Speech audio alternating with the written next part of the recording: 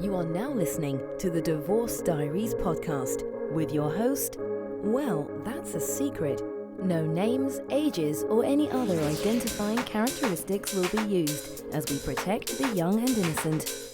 You'll be taken on a journey as one man considers getting a divorce or remaining married. The Divorce Diaries daily entries chronicle the decision-making processes in real time as they unfold day by day. He hopes to add a bit of clarity to his sometimes muddled mess of a marriage. Cheating, overspending, sex, sadness, and betrayal are the characteristics of this marriage. Is he making the right choice? Welcome to the Divorce Diaries. Entire seasons are released on Patreon weeks before anywhere else. At Divorce Diaries Podcast Patreon page. Link below in description. Now for today's episode. I found it very interesting, the hearsay that will fly when people are recruiting for people to be on their side. As my wife and I move closer and closer to divorce, hopefully as you're listening to this, we will have been divorced for quite some time. But right now it is March 29th, 2022. And I want very much for us to be over and done and through. That's what I really, really want. My wife and I's horrible relationship. Because one thing that people should always realize and understand forever and ever is you only know what someone tells you. If you weren't there, you don't know what happened. You don't know the other person's side of the story. You only know what you've been told. And that's okay. It's not a bad thing. It's not a terrible thing, but you only know what you've been told. And one thing people should take heed, take their time to ultimately understand is if they didn't hear it or see it with their own eyes, there is a chance that it didn't happen. Let me say that again. Let's say two kids are having a fight and you're in the next room like you typically are. You're making dinner. Both kids come in, one before the other one comes in. Jack hit me. He hit me in the face. Did Jack really hit you? Yes, he hit me in the face. I was just sitting there and he just hit me. You then yell, Jack, get in here right now. Did you hit your brother? Well, I don't want to hear it, Jack. This is the second time this week. I can't believe you did that. You're punished. You're grounded. Jack hasn't said anything yet. You weren't in there when it happened. And had you let Jack finish, Jack would have said something like, he kicked me first. I was blocking the TV from him, and he kicked me. That's why I hit him. Oh, well then you're both punished. You know you shouldn't be fighting. And Jack, you're punished for 2 additional hours in your room because you're the one that hit first, but you're both punished.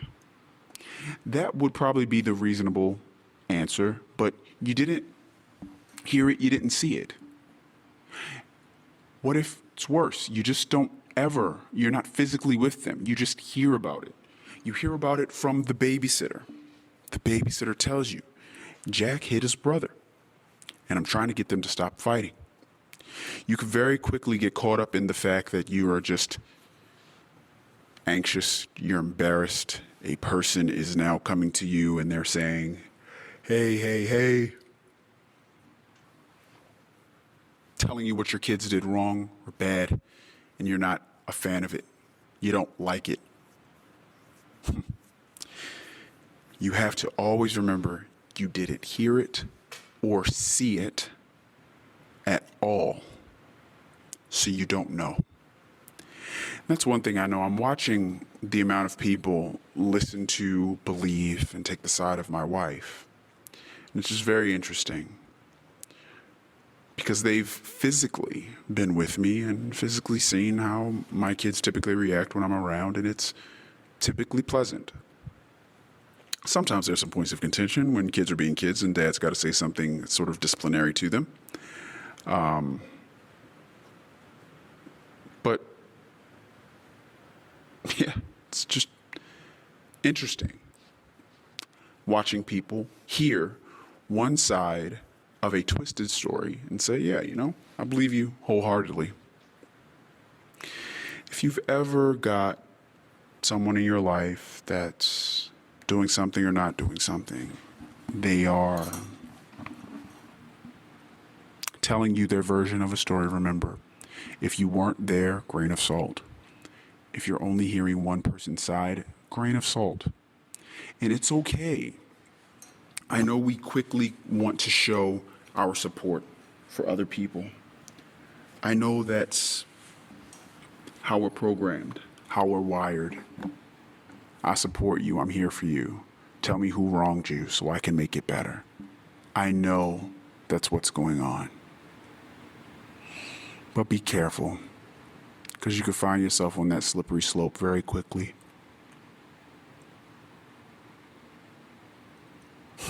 Believing the wrong person, and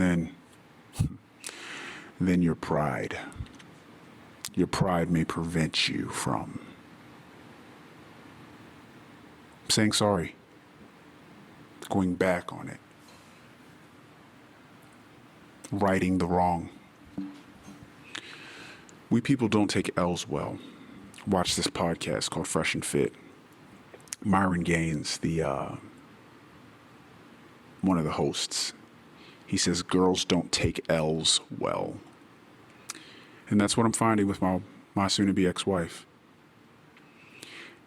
Any mention of the things that she's done wrong over the course of our marriage, she has been very upset when she finds out that I'm telling people the things that she did wrong.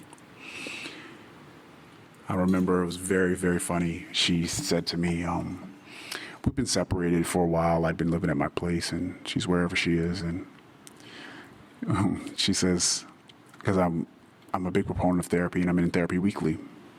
I think it's been great for me. I'm definitely approaching it very honestly, bearing my soul, saying some really uncomfortable truths, things like that, just to really, really hopefully work through things. And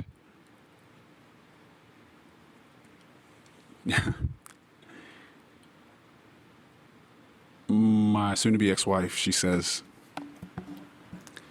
so what do you think you need to fix about yourself in therapy? What do you need to work on? What do you think you need to fix? And I'm like, well, first off, it was a very asshole comment, and I could tell. It was very passive aggressive. She didn't mean that. She just wanted to talk shit. I said, well, I don't know for sure all of the things, but I do know that my tone is something that I need to work on. My approach, my harshness. I think my perspective is off at times. I think a lot of times I react and I don't give people a chance to sort of talk about their side of things because there must have been a good reason, at least in their mind, that they did something. So yeah, I know that I've got a lot of things to work on. My anger, my frustration sometimes. My impatience can definitely get the better of me, and when I'm letting something out, I let it out sometimes on the people that didn't even do anything. So I've got to figure out how to direct it and how to channel my frustration and deal with that better. And she's like, oh, okay. Kind of had a pissy, okay.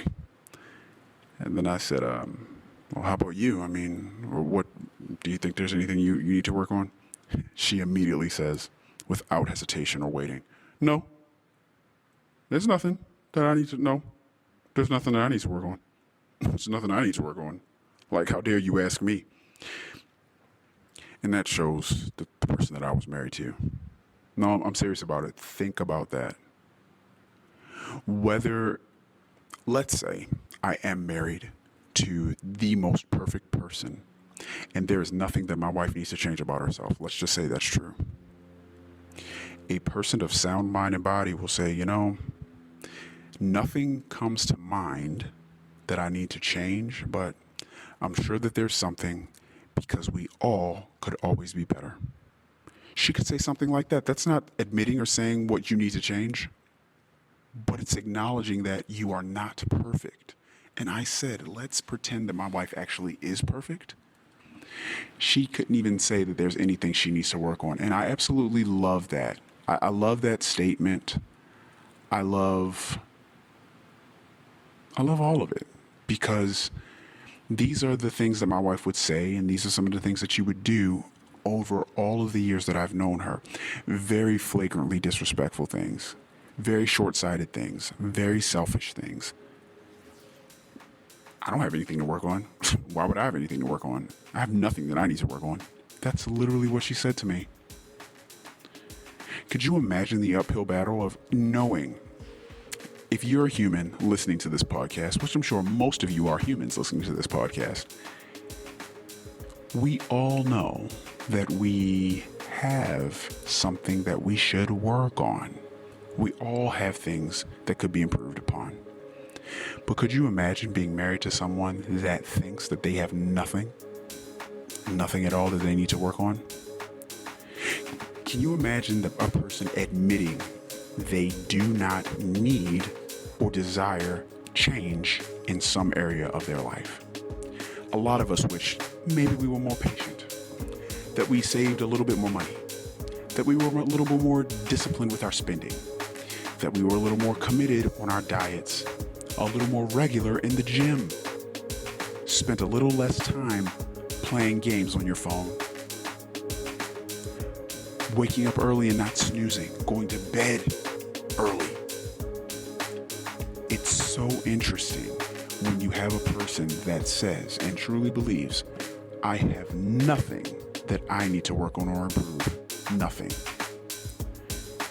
Think of that prison of a marriage that I was in. That doesn't make me perfect. It doesn't make me a good husband. But think about it. Being married to someone that says, I do not have anything that I can improve on. Nothing. Imagine that hell. It drives you to do crazy things like record a Divorce Diaries podcast and find yourself in therapy once a week consistently for about 9 months now. But I'm all the better for it. And I'm going to keep it going because there's a lot about me I've got to fix. Wow, that was the Divorce Diaries podcast. The Daily Saga will continue tomorrow. The full season's episodes are on Patreon now. Subscribe for early access. Click the Patreon link in the description. Hopefully these entries help our anonymous recorder as a form of his own personal therapy. That's his hope and his intention. Will these recordings of life's curveballs lead this family to the best resolution in the end? We'll keep listening. New episodes are released daily on all podcast players, but all episodes are available on Patreon at Divorce Diaries Podcast Patreon page. Until next time.